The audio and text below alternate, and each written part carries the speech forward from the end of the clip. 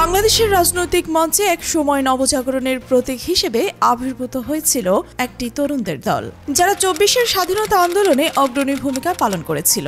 দেশ জুড়ে তাদের নিয়ে ব্যাপক উৎসাহ উদ্দীপনা ছিল। বিশেষত তরুণ প্রজন্মের মধ্যে তাদের একটি শক্তিশালী আবেদন তৈরি হয়েছিল বলেই মনে করা হচ্ছিল। কিন্তু সময় এক নির্মম শিক্ষক। আর বাংলাদেশের বর্তমান রাজনৈতিক প্রেক্ষাপট বলছে, এই নবীন দলটি, যারা নাগরিক পার্টি নামে পরিচিত, আজ পুরোপুরি অপ্রাসঙ্গিক, অহেতুক এবং উটকোতে পরিণত হয়েছে। দেশের আপামর জনসাধারণ তাদের কর্মকাণ্ড ও অবস্থান দেখে পরিষ্কার বার্তা দিচ্ছে যে এই দলের আর কোনো অবদান বা অপরিহার্যতা এই ভূখণ্ডে অবশিষ্ট নেই। এই পরিবর্তন হঠাৎ করে আসেনি, বরং এটি একটি দীর্ঘ প্রক্রিয়া এবং তাদের নিজস্ব ভুলভ্রান্তি এবং আদর্শচ্যুতি ফসল। একটু খেয়াল করলেই দেখা যাবে, নাগরিক পার্টির সবচেয়ে বড় প্রত্যাশা ছিল দেশের শিক্ষিত তরুণ সমাজ, বিশেষত জেনারেশন জির কাছ থেকে ব্যাপক সমর্থন অর্জন করা। বিশ্ববিদ্যালয় ক্যাম্পাসগুলো বরাবরই প্রগতিশীল চিন্তা ও পরিবর্তনের সূতিকার হিসেবে পরিচিত, অথচ বাংলাদেশের 4টি প্রধান এবং সবচেয়ে প্রভাবশালী পাবলিক বিশ্ববিদ্যালয়ের ছাত্ররা তাদের সাম্প্রতিক রায়ের দ্ব্যর্থহীনভাবে জানিয়ে দিয়েছে যে তারা নাগরিক পার্টিকে আর চায় না। এই ফলাফল কেবল একটি নির্বাচনের চিত্র নয়, এটি দেশের শিক্ষিত তরুণ সমাজের মনোভাবের এক স্পষ্ট প্রতিফলন। এনসিপির ছাত্র সংগঠন বাকসাসের আব্দুল কাদের বাকের মজুমদারের মতো শীর্ষস্থানীয় প্রার্থীরা ছাত্রদল বা বাম ছাত্র সংগঠনগুলোর কাছেও পাত্তা পায়নি। শিবিরকে তো দূরেই থাক। এই হার কেবল ভোটারদের সংখ্যা নয়, এটি তাদের আদর্শিক দেউলিয়াত্ব ও ছাত্র সমাজের আস্থা হারানোর এক করুণ গাথা। বিশ্ববিদ্যালয়ের গণ্ডি পেরিয়ে বৃহত্তর জনগোষ্ঠীর মধ্যেও তাদের চিত্র হতাশজনক। বিভিন্ন স্বনামধন্য সংস্থার ভোটের জরিপ এবং জনমত সমীক্ষার ফলাফলেও নাগরিক পার্টির কোনো আশানুরূপ ফল অর্জন করতে পারেনি। বরং এই জরিপগুলো থেকে যে চিত্র উঠে এসেছে তা নাগরিক পার্টির জন্য আরও বিব্রতকর। জেনজির একটি বিশাল অংশ তাদের সমর্থন জুগিয়েছে জামাতে ইসলামের দাঁড়িপাল্লা প্রতীকের প্রতি। ইনোভেশন ব্ল্যাক পরিচিত ভিআইজিটির জরিপেও ঠিক এই তথ্য পাওয়া গেছে, যা নাগরিক পার্টির দাবির সম্পূর্ণ বিপরীত। তাই তরুণদের দল হয়েও তারা তরুণদের সমর্থন না পায়, তাহলে দেশের যুবক ও প্রবীণ ভোটারদের মধ্যে তাদের অবস্থা কি হতে পারে তা সহজেই অনুমান করা যায়। এটি কার্যত শূন্যের কোঠায়। কিন্তু প্রশ্ন হলো, কেন এমন হাল হলো একটি দলের, যারা এক সময় পরিবর্তনের হাওয়া এনেছিল বলে মনে করা হতো? এই পতন কি শুধুই জনসমর্থনের অভাব, নাকি এর পেছনে রয়েছে আরও গভীর কারণ? প্রথমত, তাদের সবচেয়ে বড় সমস্যা হলো তাদের দলের ভেতরকার সংকীর্ণতা, যাকে নির্দ্বিধায় ছোট লোকই বলা যায়। এনসিপি নিজেদের মধ্যে ভাই ব্রাদার ইজম বা আত্মীয়করণ ও স্বজনপ্রীতির একটি দুষ্ট চক্র শুরু করেছে।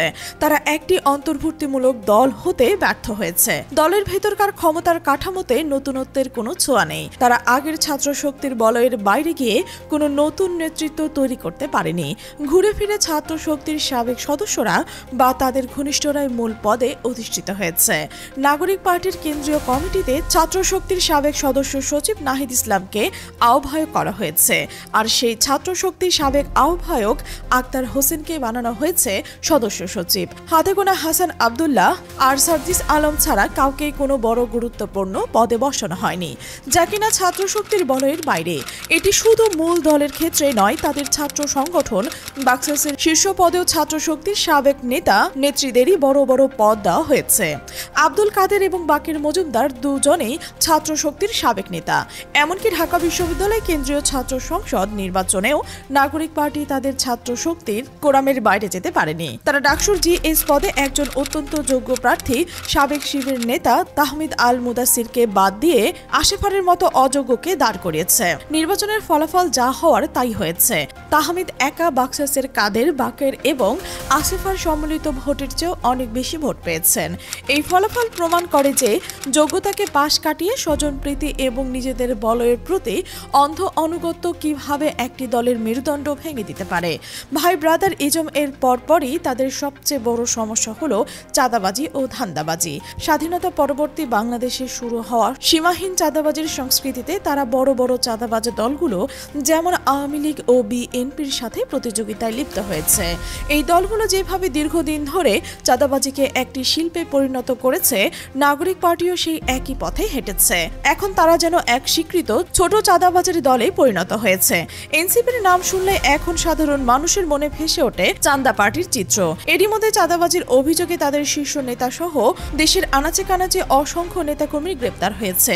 এটি তাদের নৈতিক স্থাপনা এবং আদর্শ থেকে বিচ্যুতি হওয়ার বড় প্রমাণ। তারা জনগণের জন্য কাজ করার পরিবর্তে নিজেদের পকেট ভারী করতে ব্যস্ত হয়ে পড়েছে, যা তাদের প্রতিষ্ঠার মূল উদ্দেশ্যকে প্রশ্নবিদ্ধ করেছে। তৃতীয়ত, তাদের আদর্শগত সীমাহীনতা তাদের পতনকে ত্বরান্বিত করেছে। তারা শেখ হাসিনার ফেলে যাওয়া মুক্তিযুদ্ধের চেতনাকে ধারণ করতে গিয়ে অতিমাত্রায় একাত্তরের জয়গান গেয়েছে, কিন্তু সেই একাত্তরের চেতনাকেই তারা নিজেদের সুবিধা মতো ব্যাখ্যা করেছে, যা তাদের আসল উদ্দেশ্যকে আড়াল করার একটি প্রয়াস ছাড়া আর কিছুই ছিল না। রবীন্দ্রনাথের চেতনানাশক ধারণ করতে গিয়ে তারা গণ অধিকারের মুখোমুখি হয়েছে, যা তাদের আদর্শিক দোলাচল এবং অসঙ্গতিকে স্পষ্ট করে তুলেছে।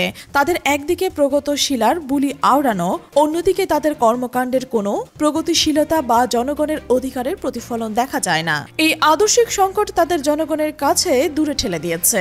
চতুর্থত, কোনো রাজনৈতিক দলের সাথে তাদের অসমতা এবং হঠকারী আচরণ তারা কেবল অন্যান্য রাজনৈতিক দলের সাথে নয়, দেশের আপামার মানুষের সাথেও অসৎ ও হঠকারী আচরণ করে নিজেদের অবিশ্বাসযোগ্য এবং আস্থাহীন করে তুলেছে। তারা এখন জামায়াত ইসলামকে এই দোষী হিসেবে সাব্যস্ত করতে চাইলেও দেখা গেছে তাদের রক্তে বেইমানি আর প্রতারণা মিশে আছে। জামায়াতকে প্রতারক বলার আগে নাহিদ ইসলামের মনে রাখা দরকার, তাদের জন্মটাই হয়েছে প্রতারণা দিয়ে। গত 5 আগস্টের পর যখন তারা নাগরিক কমিটি গঠন করলো, তখন বারবার বলছিল এটি একটি প্রেসার গ্রুপ, এখান থেকে কোনো রাজনীতি তারা করবে না।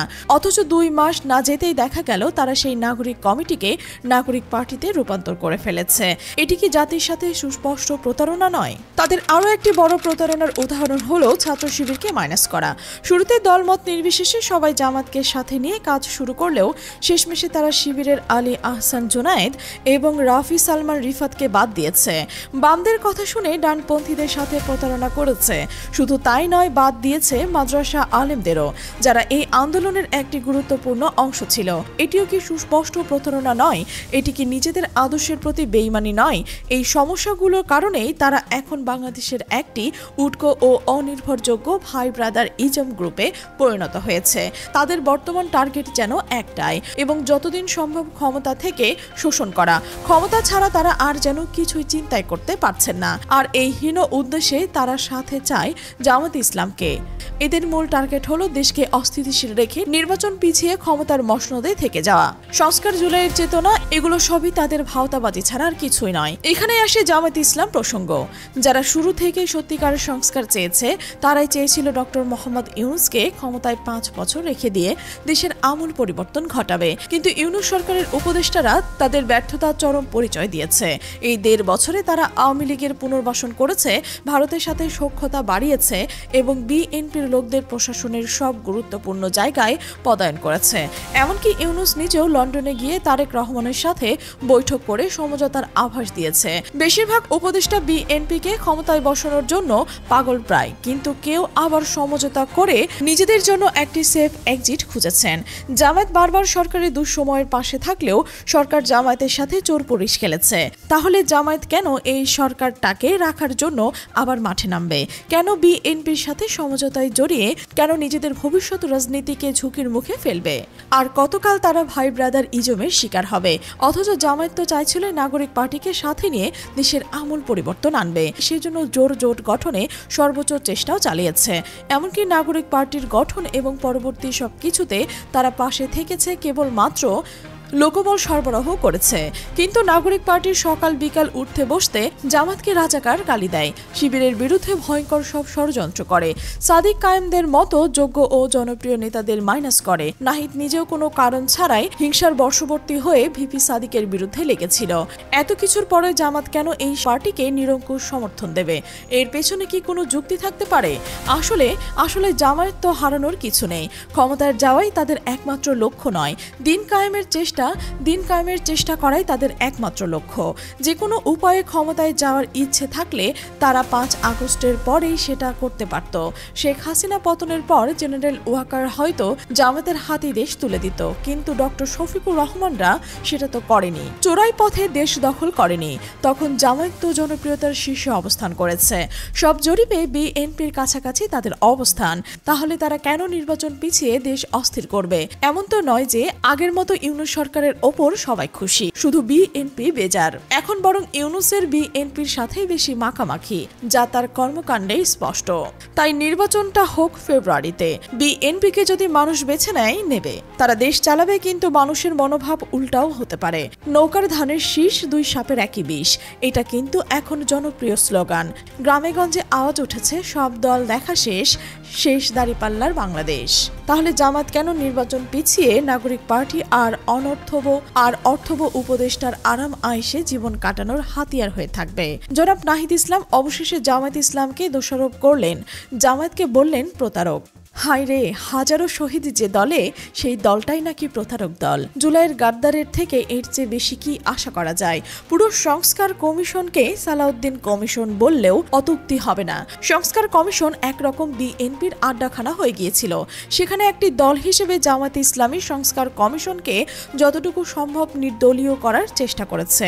দলীয় এজেন্ডা যেমন বাস্তবায়ন হয় না, সেটার বন্দোবস্ত করেছে। জাতির কল্যাণে যথেষ্ট ও গ্রহণযোগ্য প্রস্তাবনা দিয়েছে। হ্যাঁ, সংস্কার কমিশনের প্রত্যেক দলই নিজেদের ইন্টারেস্টকে প্রাধান্য দিয়েছে, এটাই স্বাভাবিক। নাহিদরাও দলীয় এজেন্ডা বাস্তবায়নের সরব ছিল, তারা কিন্তু জামায়াতের এজেন্ডা বাস্তবায়নে সরব ছিল না। যেখানে জামায়াতে ইসলামী সহ অন্যান্য দলগুলো পিআর পদ্ধতি চাওয়াতে এখন শুধু জামায়াতে ইসলামকে দোষারোপ করা হচ্ছে। নাহিদ ইসলাম খান সালাউদ্দিনের পায়ে পড়ে কয়েকটা আসন নিতে চাচ্ছেন, সেটা সহজেই অনুমেয়।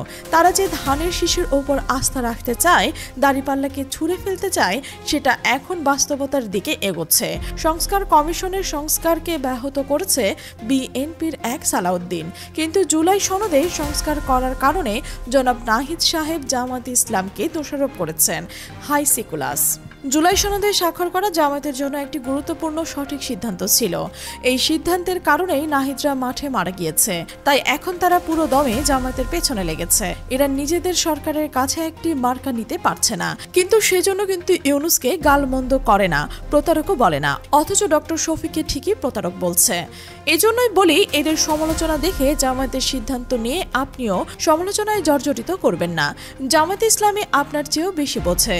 যদি জানে, তাই কেন্দ্রকে তাদের সিদ্ধান্ত নিতে দিন। মজলিসে শুরার সিদ্ধান্তে বরকত আছে। তারা অতীতেও এ জাতিকে পথ দেখিয়েছে। তাই এই জামায়াতের সাবেক আমির আব্বাস আলী খানের দেওয়া তত্ত্বাবধায়ক সরকারের ফর্মুলা এখন শুধু বাংলাদেশ নয়, গোটা বিশ্বে জনপ্রিয়। অথচ বিএনপি আওয়ামী লীগ 2 দলই কেয়ারটেকার ফর্মুলা নাকচ করেছিল 80-র দশকে। এবার জামায়াতের পিআর পদ্ধতি নিয়ে সবার যে অনীহা, সেটিও জনপ্রিয় হবে এই দেশেই। সামনে বিএনপি নিজেরাই এই পদ্ধতির ভোট চাইবে। জামাত শিবিরের উচিত ফেব্রুয়ারির নির্বাচনকে কেন্দ্র করে মাঠে জোরালোভাবে প্রচার চালানো, কারণ জামাত এই মুহূর্তে বিএনপির চেয়েও বেশি জনপ্রিয় দল। বিএনপির চাঁদাবাজি এখন মুখোমুখি মানুষের কাছে। তাদের আসল রূপ স্পষ্ট, শুধু দাঁড়িপাল্লাকে ভোট দিতে মুখিয়ে আছে। আল্লাহ যদি চান, এবারে সংসদে ড্রাইভিং সিটে বসবে জামায়াতে ইসলাম। দর্শক, আপনারা কি মনে করেন জানাবেন কমেন্টের ঘরে। আর এই চ্যানেলে নতুন হলে অবশ্যই সাবস্ক্রাইব করে বেল আইকনটি বাজিয়ে রাখুন, যাতে এমন বিশ্লেষণধর্মী সংবাদ আপনার কাছে সবার আগে পৌঁছে যায়।